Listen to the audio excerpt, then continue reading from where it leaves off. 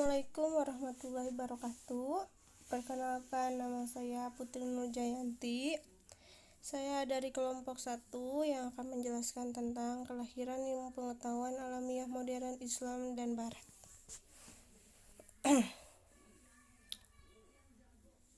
Nah, di sini kita akan menjelaskan tentang era kejayaan Islam. Nah, era kejayaan Islam itu dibagi 3. Ada periode klasik dari 30 sampai 648 Hijriah. Periode pertengahan 648 sampai 1215 Hijriah. Yang ketiga, periode modern mulai dari 1215 Hijriah. Nah, di sini juga masa kepemimpinan Khulafa Rasyidun. Yang pertama, Abu Bakar As-Siddiq memerintahkan antara dari 11 sampai 13 Hijriah. Lalu Umar bin Khattab memerintah antara 13 sampai 23 Hijriah. Lalu Utsman bin Affan memerintahkan antara 23 sampai 35 Hijriah. Dan keempat, Ali bin Abi Thalib memerintahkan antara 35 Hijriah sampai 40 Hijriah.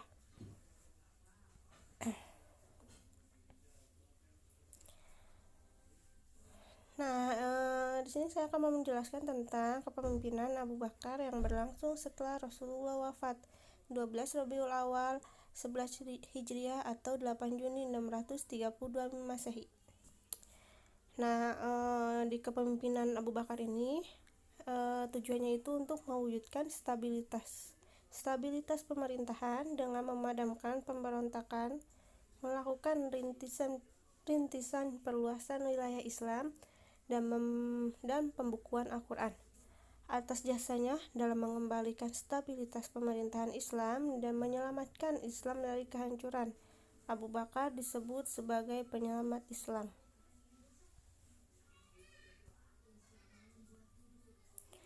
Lalu kepemimpinan Umar bin Khattab.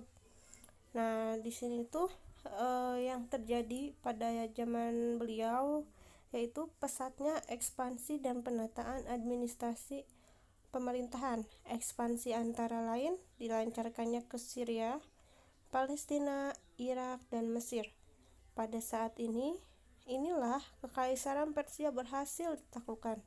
Dalam masalah administrasi dan manajemen negara, Umar membagi wilayah Islam menjadi beberapa provinsi, kemudian membentuk beberapa departemen diwan, menetapkan sistem pembayaran gaji dan pajak, mengoptimalkan Baitul Mal, dan menciptakan kalender Hijriah.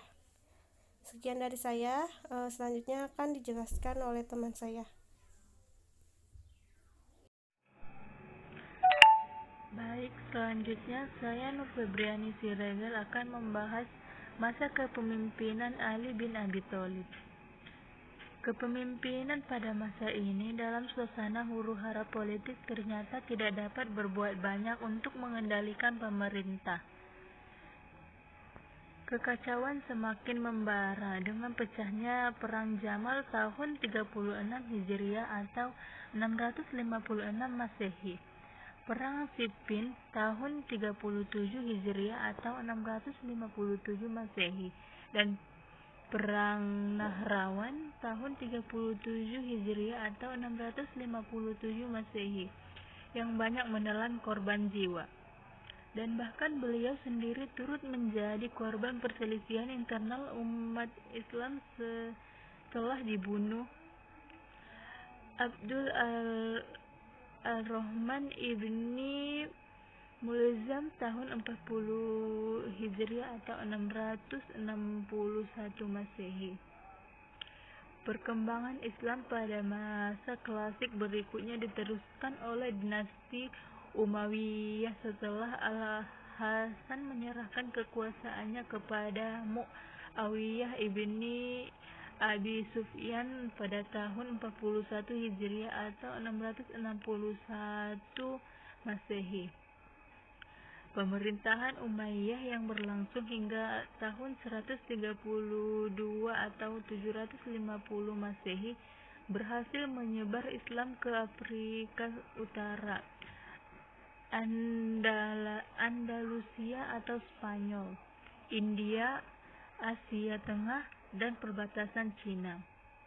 Pada masa ini pula dilakukan reformasi administrasi pemerintahan dengan membentuk departemen-departemen Arabisasi yang mewajibkan pemakaian bahasa Arab sebagai bahasa resmi pemerintahan, penyempurnaan tulisan bahasa Arab. Kemajuan dunia Islam semakin berkembang ketika dinasti Arabia berkuasa setelah keberhasilan revolusi menggulingkan dinasti Umayyah tahun 132 Hijriah atau 750 Masehi. Kemajuan itu terwujud berkat perhatian pemerintah yang besar terhadap ilmu pengetahuan, berbeda dengan Umayyah yang cenderung pada perluasan wilayah. Di antara sarana kemajuan itu ialah Bait al-Hikmah yang merupakan institusi ilmu pengetahuan pertama berbentuk akademi atau universitas yang dikenal di dunia Islam. Saya Febri Nur Suaidah akan membahas tentang revitalisasi ijtihad yang mendasari ilmu pengetahuan dan kebebasan memeluk agama.